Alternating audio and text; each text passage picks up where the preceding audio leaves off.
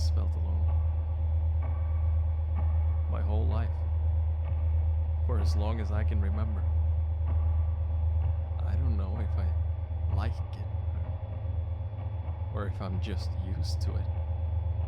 But I do know this.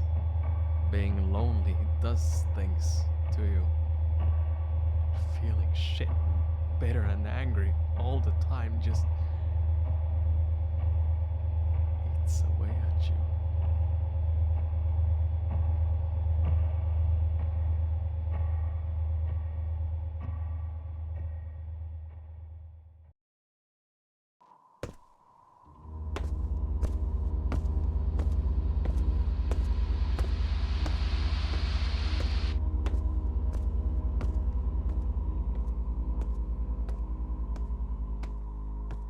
Help me.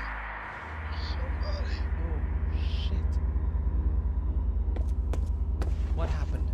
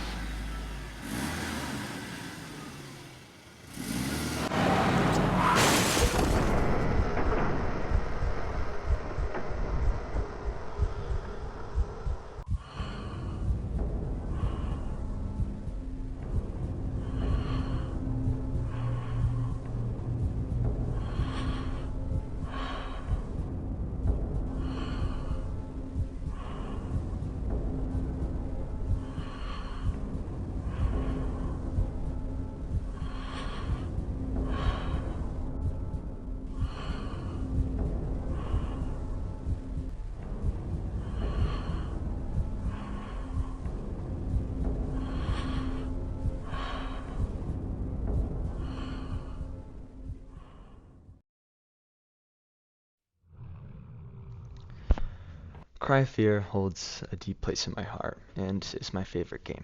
It's not because of the gameplay or the graphics or not even the storytelling. It's mainly because of how I'm able to relate to it. Now, if you've played this game before, that sounds pretty bad considering it is a psychological horror game, but and there's not exactly a happy ending. But before I continue on why it doesn't have a happy ending or anything about why I love this game, I need to tell you what this game even is.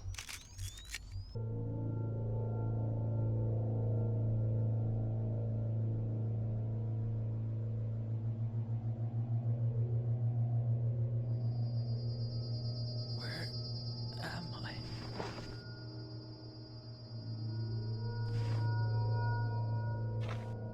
How did I get here?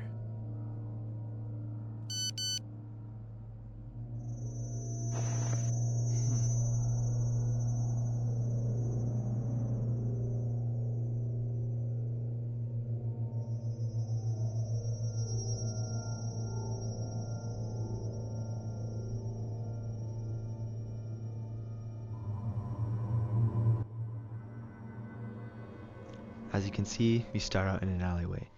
Your name is Simon Hedrickson, and you're in a seemingly empty city in Sweden, trying to go home. Your mother is worried about you, and you can't seem to call her. After walking a ways, you come across a strange monster. He seemed to be looking like a walking corpse with a bloodied face. Kinda weird, but, you know, people are weird in cities. While you're trying to make it back home, you get a message on your phone. What the?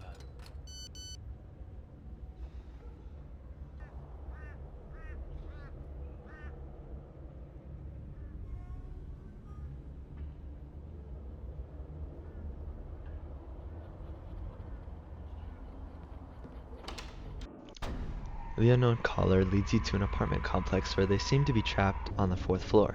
Inside the entrance of the complex, you find an odd note. It reads, "Three little kitties playing in a park. Said the first kitty, let's go home before it gets dark. The first two went on their merry way home. The third stayed playing, all alone. Come here, the little child, come to me," the bushes whispered softly. "They say curiosity killed the cat." Um, I don't want to explain anything because it's pretty obvious what it is. Um, yeah, the dude's not a good guy, but there's worse stuff in here, but it gets more tame later on. As you continue searching around the complex, you find 2 apartments with 2 things.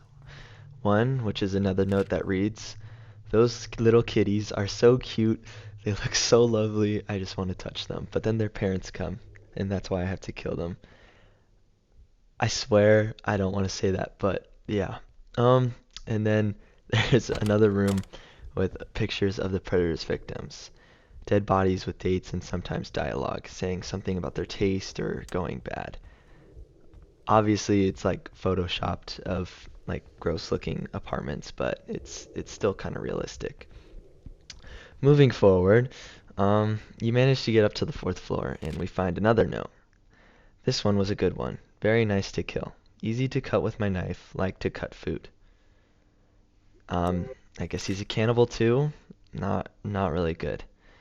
When you approach the last door on the 4th floor, you get a text saying, "In here."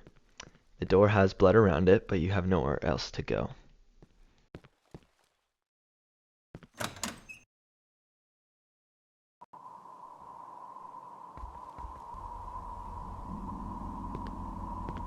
Oh no.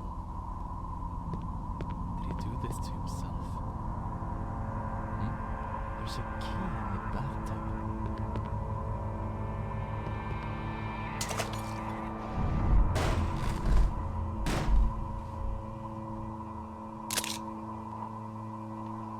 It's not stated anywhere about who the man in the tub is. Could have been the predator or simply someone who wanted to kill the predator.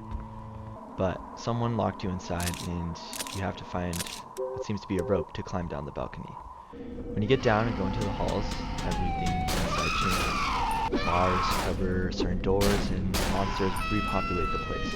You find the final note in the complex, although technically not the last in order. Now, as I need to kill some kitties, I stuck the elevator in the hall, so now only the personnel can access it by a secret code. I guess no kitty will find that out, so they will just have to take the stairs. Right next to it is a room chained up and getting banged on by something. It wants out. You find the code to the elevator and you get inside. It puts you in a seemingly infinite stairwell with bars forcing you to go down, with all the walls bloodied. A large door appears in the hallway that shouldn't be there.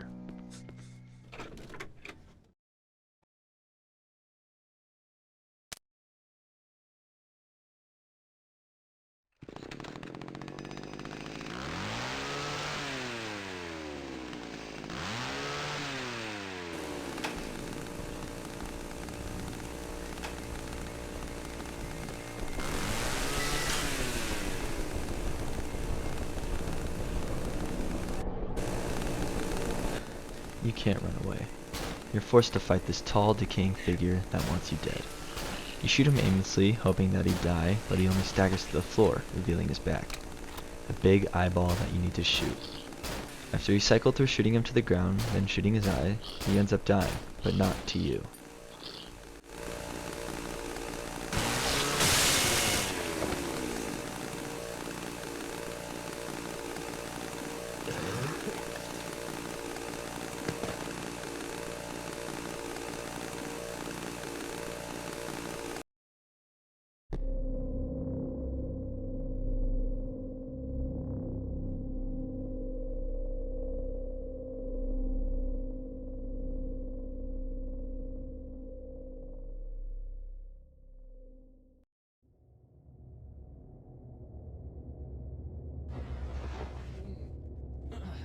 Did I pass out? Huh? Who's that? Relax. I am not one of them. Who are you then? I'm nobody. What? You shouldn't be here. It's very dangerous. Wait. Why are you wearing a gas mask? Are you stupid or something? Do I look like I won't turn into one of them? I can't trust you. I don't know if you're real. Just leave me alone.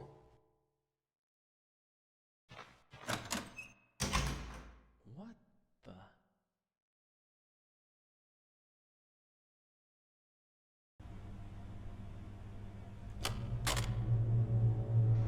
A new chapter, with only more questions to be asked.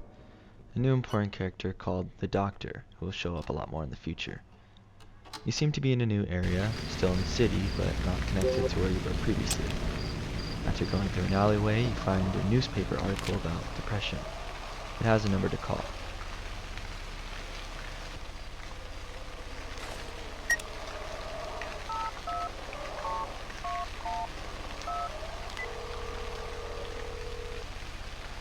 Hello? Hello? Who is this?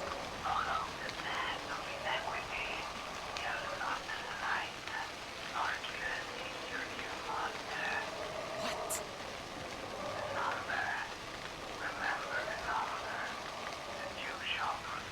What the fuck are you talking about? I need help, please! God damn it! Help me!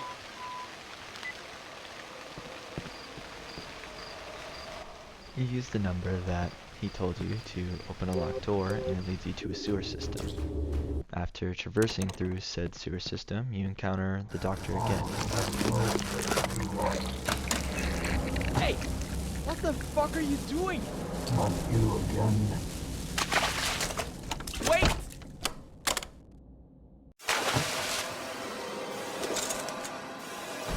Oh shit! Isn't that the key I was talking about? Another large creature seems to be blocking the way again, this time eating a key that you need. You kill him by shocking the water that you both are in, having to turn the wheels on the power line boxes and jumping out when at the end.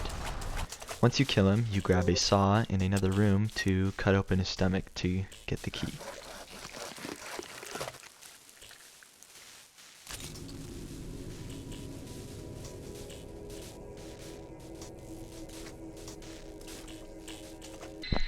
Once you use the key on the locked door that the doctor went through, you find an interesting hallway.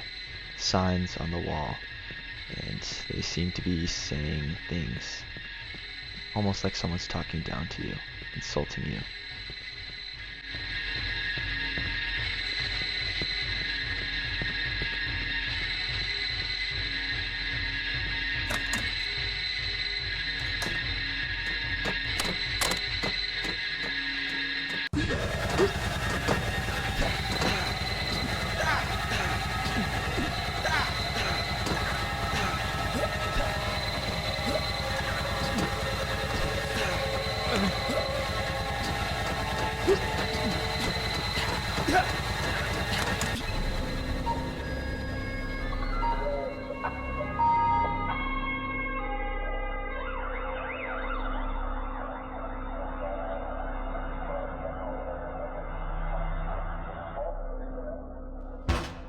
Damn it! What was that? Hallucinations? Am I going insane? Shit.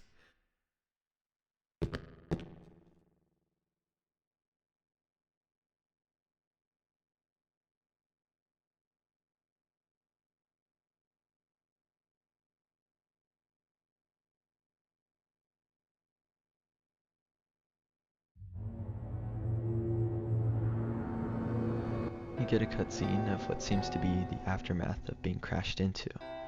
Not much can really be told from what happened, but you seem to be getting closer to something big. You get another text from your mom. She's wanting you to be home now, but your journey still continues. You come across a map that finally gives you some sort of direction, a subway that can take you home. As you follow the path to the subway, an unknown number calls you. Hello?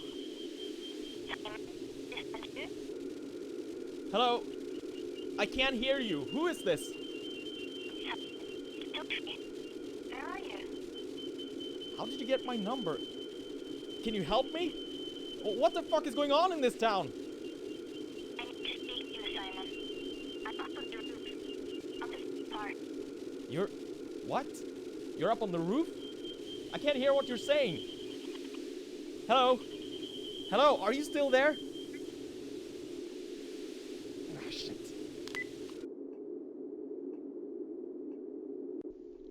A woman who seems to know your name called you and wanted to meet you on the roof. So, that's where you go.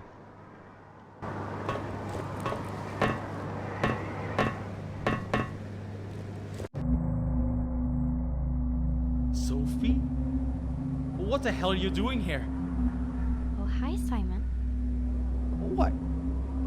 I don't understand anything now. What is it that you don't understand? What do you think? The whole fucking city is crawling with monsters, and I'm just... I mean, suddenly you just turn up on these rooftops? What are you doing here?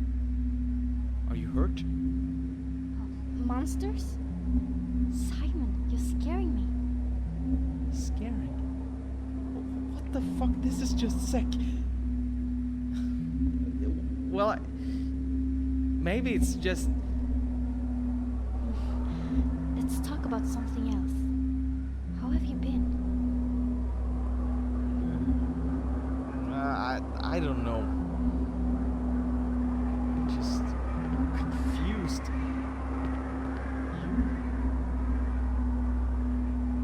Not too bad, thank you. Better now that you're here. Yeah. I'm glad you're here too, Sophie. I've been alone all this time. I see.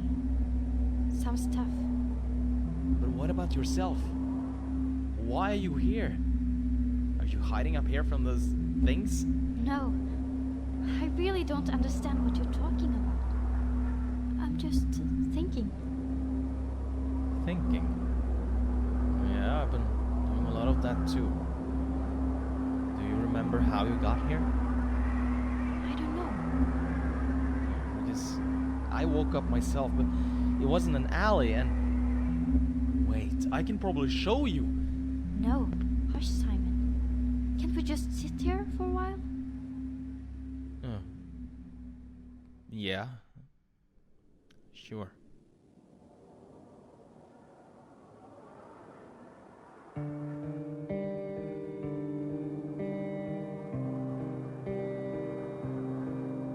you want to know something? Yes. Yes, I do. I want to know just what in the fuck is going on here. Is it about that doctor guy in the gas mask? Doctor? Simon, please. No, I mean about school. Oh.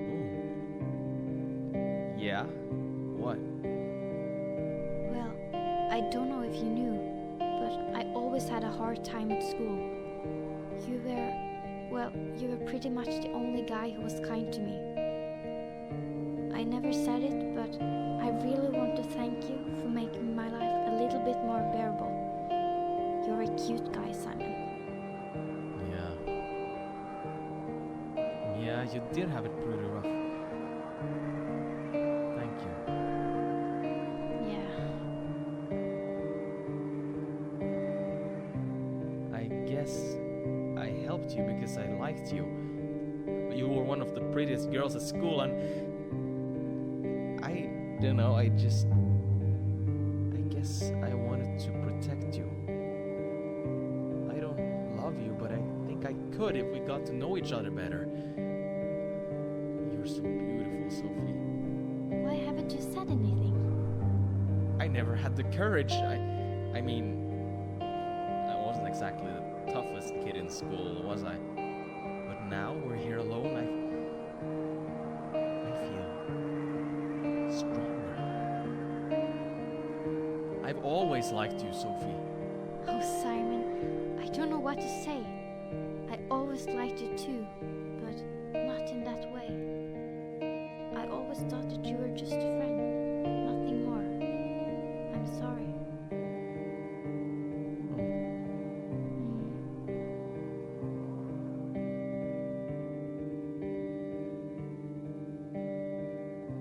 But... oh, shit. Damn, so much stuff has happened lately. All this craziness, the darkness and the monsters. I think I'm going crazy. I'm so glad I found you. I know. A lot of things have been going on lately. Yeah, really. Was it you who tried to phone me, by the way? Yeah, I wanted to talk to you. To get away from it all. Oh, but what? Out here? No, away from everything. Away from all this. What? What do you mean? You know full well what I mean. Wait a sec, you mean all... No! No, no, no! Sophie! Why did she... What the fuck? This isn't making any sense!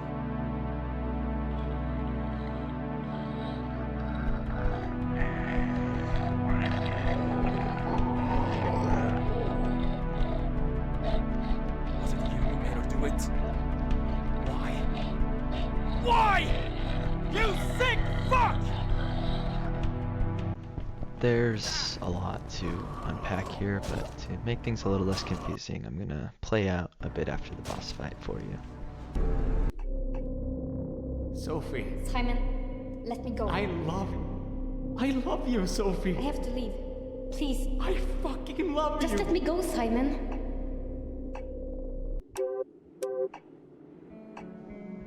If you can't tell already, we aren't in the real world. The monsters, Sophie's suicide, none of it's real. Throughout certain encounters, we see bits of Simon's actual life and how it's tormenting him, altering his reality into this sick, twisted place. Sophie was important to Simon, but even in his world that he's in right now, she still leaves him. He blames her death on an interesting creature though, a large carcass chained to a chair. I don't want to spoil anything right now, but I'd keep the physical description in mind. With a keycard in hand, you continue to the subway. As you walk inside, you end up being blocked by a door, which needs a fuse to go through. While looking for the fuse, you find a college, or what seems to be a school, with a fuse inside, although taking it out wasn't the best idea. The lights go out and faceless monsters riddle the school. The main exit is out of order due to the power you just took away from it, and you're forced to find the fire exit key and get out. When you do, you put the fuse in the slot and make your way inside the subway. None of the trains seem to be towards your hometown, so you explore the tunnels. Sadly, your phone battery dies and you have to travel with flares. When you come across a new station deep in the tunnels, you find a familiar face.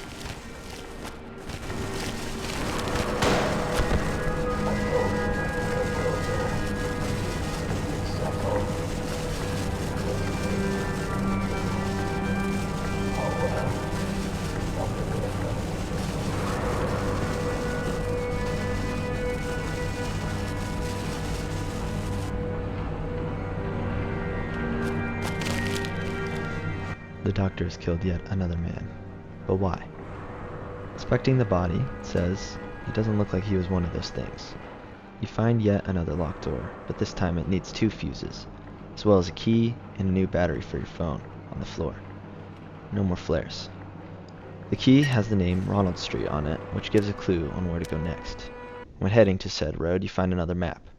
Simon says to himself, now how do I get back to grab my fuse? I also need another one. He's saying you must somehow backtrack to grab the fuse you used previously, as well as find a new one. You go through a building that leads to a road that you were before and open the door with the key. As you follow where the door takes you, you find an open window which takes you back to the old apartment complex. When you get inside, the first floor seems to have water partially flooding the place. It's dark and not many monsters are here compared to earlier. You explore everywhere, only to find bars blocking the 3rd floor, as well as hallways and doors. It's like something doesn't want you to go to the 3rd floor. When you traverse through and get to the floor, the door that used to be chained up is now open. You walk inside, and the walls and floors are bloodied. And there's a ladder in the middle leading to what looks like to be a bottomless hole. You have nowhere else but to go down.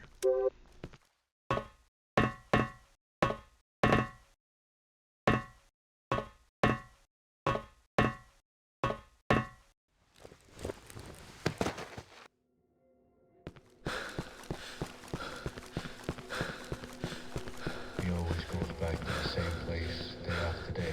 They just watching it like it was yesterday. This despite the fact that it causes him tremendous anxiety, he insists on returning. He insists it's for therapeutic reasons, but I remain skeptical. He doesn't respond well to questions about his personal life, and became extremely angry when I mentioned events prior to what he insists on describing as the Black Day. His school and home life were no-go topics when discussing these feelings and anxieties. He told me the other day that he'd been seeing hallucinations, but couldn't give a clear description of what he'd been seeing. Naturally, I didn't take him seriously. I saw no evidence to suggest this was the case, but upped his prescription anyway. He claims the extra medication helps.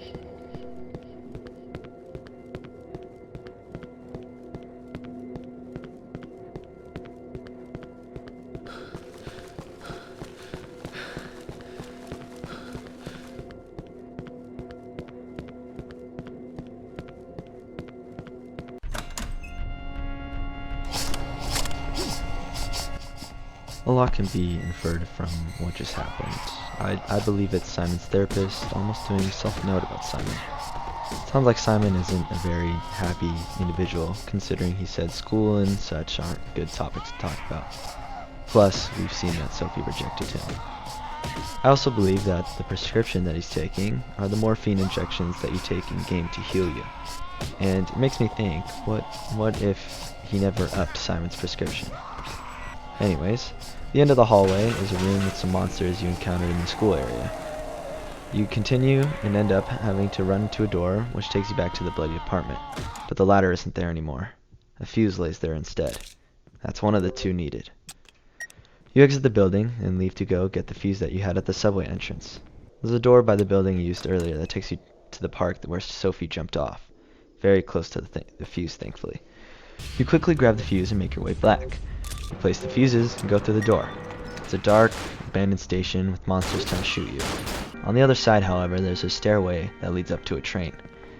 As you walk in, an intercom goes, "The train to Norcastle is delayed due to a signal malfunction. Please stand well clear of the platform and the gates, as the next train is not for public use." Assuming Simon lives in Norcastle, this must be your train. Inside the train is a weird briefcase saying, "I want my feet back." You also find a sledgehammer at the end that can break down a wall that you passed earlier. You break the wall and go through the door.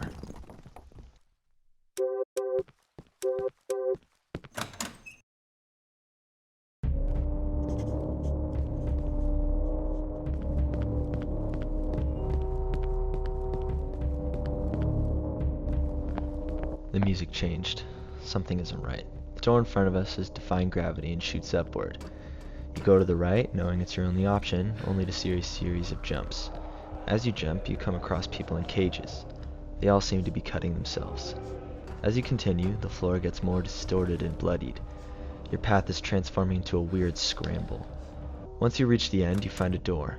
Inside is a hallway, and past that hallway is a room with 4 doors, counting the one that you went through. In the middle is a note. My life. That fateful night, the child lay upon the road broken. Why did you have to walk that way so late, young man? Why did you have to be so foolish? Disillusioned and embittered by his parents' words, the child was broken. Physically, broken mentally. The man in white placed him in the rolling chairs. How he laughed. And so he lived what remained of his life. One day, fate smiled upon the child, and so he came upon the implement of his destruction. Decisions. The outcome was not contained. Pro captu lectoris habent sua fata libelli. Assuming Simon wrote this, the car crash affected his life in every way. He was put in a wheelchair, his parents were disappointed in him, and it seems he was going to kill himself. The puzzle in this room is to go through the doors in the correct order of the pages. The car, the wheelchair, the gun, and the book. When you escape, you're put into a maze, surrounded by hanging things that seem to be strapped. They almost look like those asylum inmates you see on TV. Once you reach the end, a cutscene plays. Yes, he suffered severe spinal damage in the accident. It's a miracle he still retains upper body motion. From the waist down, however, there is no nervous response at all. not to mention the mental trauma he suffered. From what I can tell, Simon is a deeply disturbed individual who had mental problems even prior to the accident.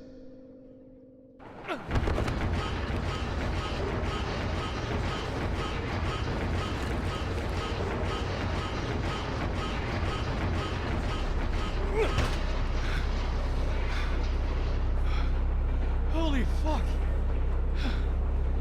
Holy shit. That was close.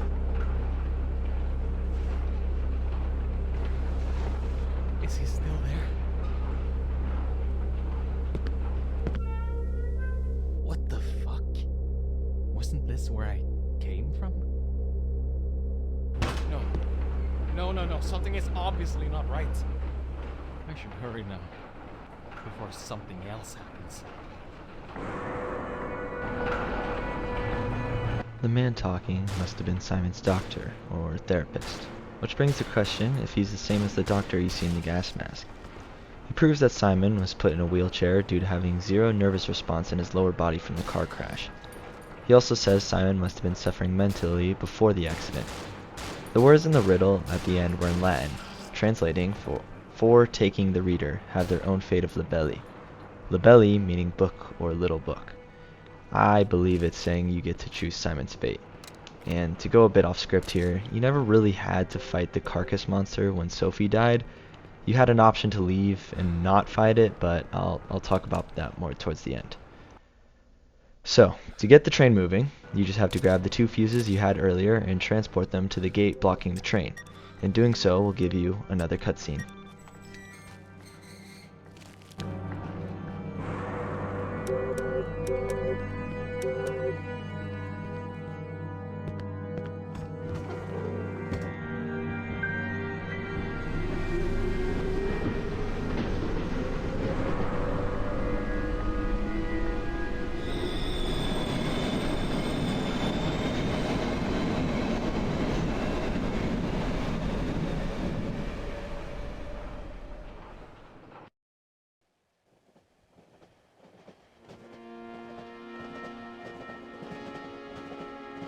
Back to the train. Sitting here like a fool. Feels like it was just a few seconds ago I was traveling here. No, think straight. I got hit by a car, woke up, and these things have been trying to kill me since. I mean, what is actually happening with me? Mom keeps telling me to get home, but why? How would that solve any of the crazy shit I've seen? I can't even contact the police here. Everything is just fucked. Could it be that I'm just hallucinating? No, seriously. Am I? Or is there something else? I keep thinking back at that doctor guy. Well, he is crazy, all right. But could he have done something to me? Seeing as he wears a gas mask. Or is all this just not real? I'm confused. I'm just very confused. So many questions, but no answers. I'll see what happens when I come home.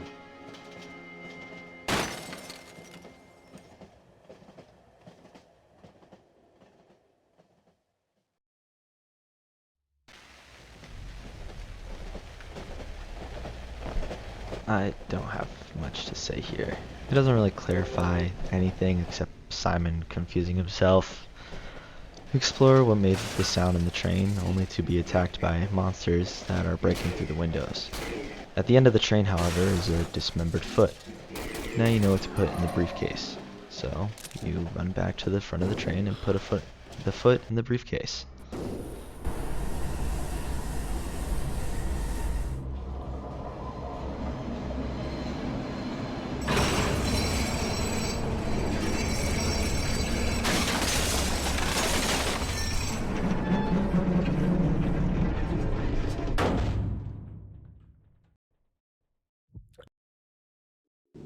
Shit. My bag!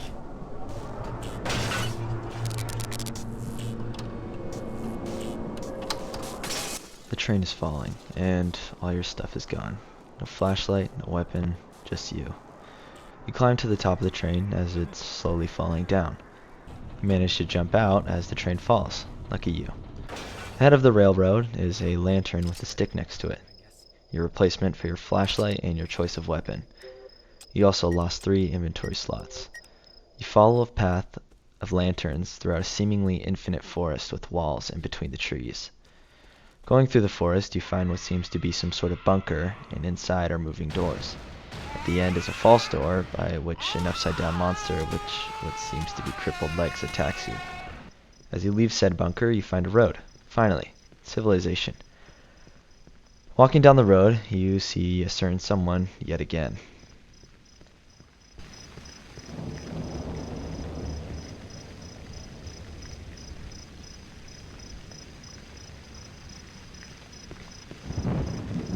You follow the doctor into a big building.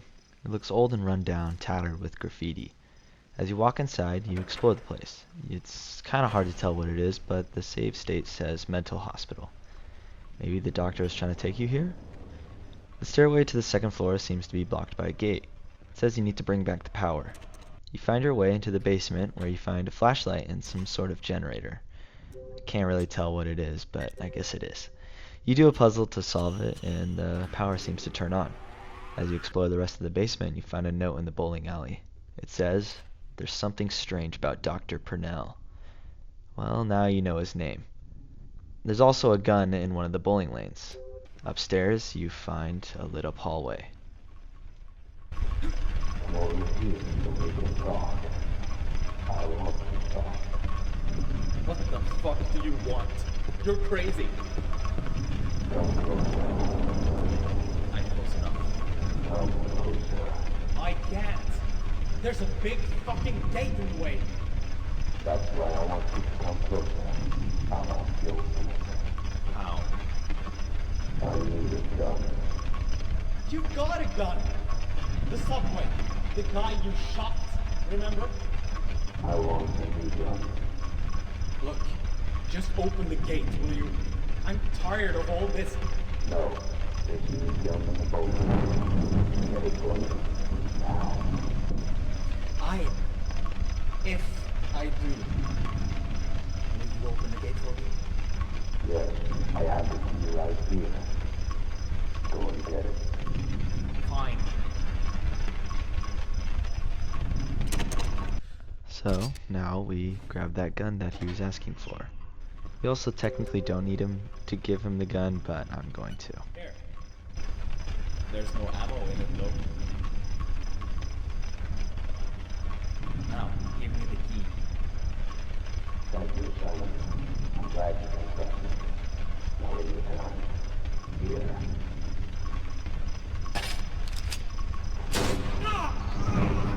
You crazy bastard!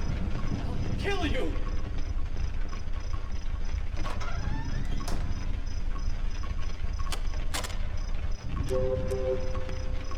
Since he shot us, we lost some of our max health. Inside the gate are some things though. A locked door, a key, a telescope, and a phone. You use the key in the staff room and get locked in a bathroom. Once the door opens, you find a weird tablet on the chair though.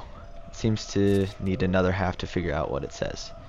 As you leave, a monster breaks down the door and attacks you. After killing it, you can walk in and find the other piece after going through the window. After combining them, you can find a sequence of numbers in Roman numerals. It's almost like a phone number. So, you type the numbers into the phone and someone picks up.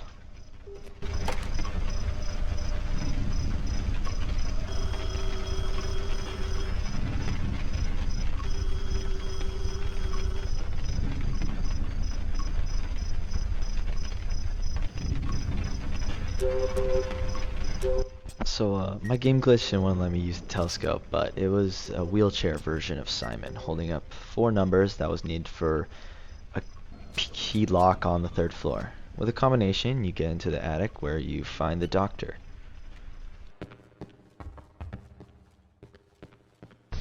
There you are. You're dead. You're so fucking dead!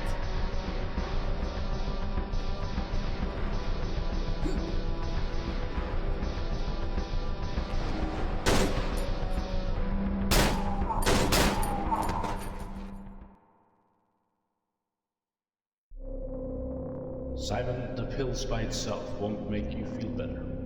You have to do something more than that. I recommend that you try a new modern treatment called cognitive therapy. What's that? Well, it's a set of exercises you do, a way to forget the past, all the bad memories and anxiety you have. Are you interested in books, Simon? I don't know. Why? Alright, I just wanted to find out, because I want you to try out something. I want you to write a book about how you feel. Do you think you can do that?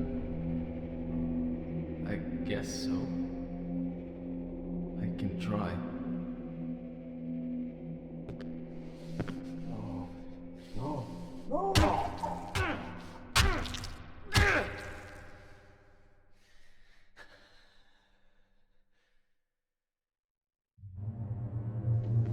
That cleared up a lot of questions. The reader decides the fate, Simon needing to write a book, we're in his made-up world trying to help him with his depression. You gave the doctor the gun to show that you're trying, even if it hurts you. It also shows who the real Simon is and that the doctor are the same people. Although I'm not sure why Book Simon killed the doctor. Maybe it's because the doctor made him relive all his pain? It was to write about his feelings, and it's fair to feel anger for someone who's making you go through pain again, although the doctor is only wanting to help. There's a key on his body that leads to the exit of the building, and the birds are chirping outside and the sun is rising. You can feel that you're almost home. As you walk through the forest a little more, you find a lake and a boat. Now, me personally, this is my favorite part of the game. There's not much significance besides that things are finally going well. And it's a nice change of scenery compared to all the things that you just went through. On the other side is a house with a basement. Inside is filled with running monsters, and at the end is a tunnel that just leads down. Towards the end there's some underwater puzzle-ish thing, but you just grab a key and exit. Through the door is the final ladder. The birds are chirping again. Simon says that this is his hometown, Kirkville. He finally made it. You walk around the town, finding weapons to prepare you for something. After a bit of walking, you find home. Simon is happy, but also worried for his mother. I hope Mom's okay.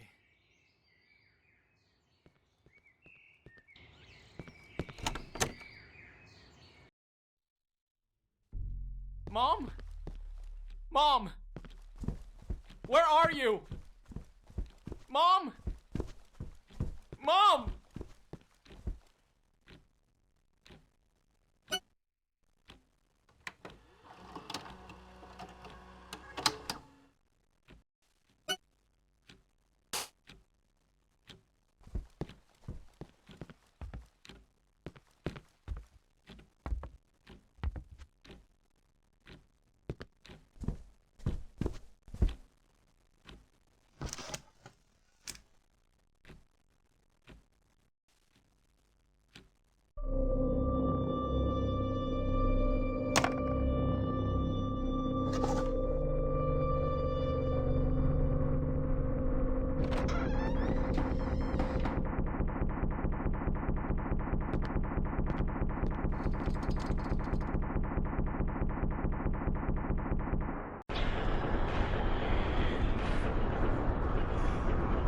Simon was going to kill himself.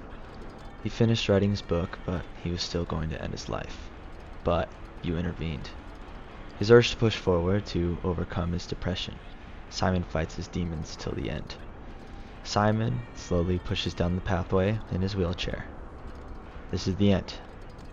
You shoot the Simon that we were, Book Simon. He attacks with weapons that you found along the whole game, but Simon still prevails.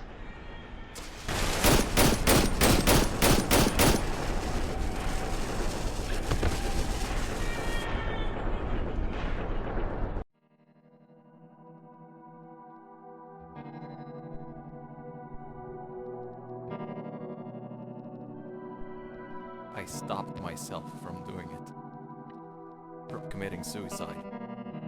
But it didn't only leave me alive, it also left 2 police officers dead. I killed them. Shot them both. This was not supposed to happen. Doctors testified that I was having a psychosis, which means that my punishment won't be too hard for me to bear. I have to spend the rest of my life in a mental hospital, where nurses and doctors are taking care of me. They let me finish my book, and it has helped me a lot. I wrote a happy ending, just for myself. I feel better now. I am more at peace with myself, even though I'm still stuck in this wheelchair. But I accept that now. I can never forgive myself for shooting those 2 officers though. But I have so many supportive people around me now, so I think I will be okay. Dr. Purnell is mentoring me and is watching my progress. I am lucky to have him. Sophie visits me every once in a while. When the doctors let her, that is. They still think her visits are too destabilizing for me and that it hinders my progress. I keep on telling her how sorry I am for making her life miserable every time she's here. She just laughs a bit and tells me to stop being so silly. But I can see the damage I've done to her in her eyes every time she looks at me. She found a new friend, one who is there for her and treats her right. I'm happy for her, though I'll miss the good moments we've had, knowing that they'll never come back. I think this is a good time to close this book. It has changed my life forever. The end.